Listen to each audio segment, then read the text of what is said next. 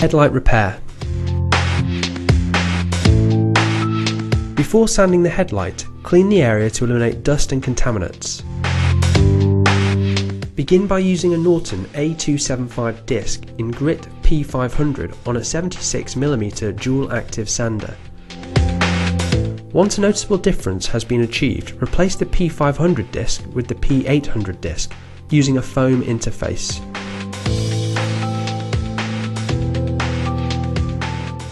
For the next stage of sanding, wipe the headlight, dampen the surface and begin sanding with the Norton Ice 1500 grit disc. The headlight will become clearer and will then be ready to be sanded with the Norton Ice 3000 grit disc.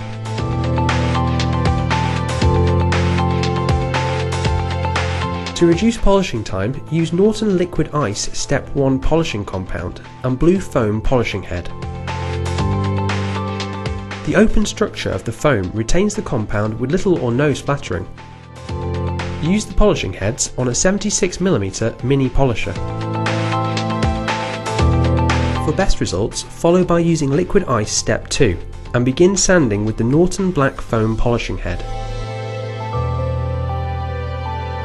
Finally, wipe the headlight with Blue Magnet cloth.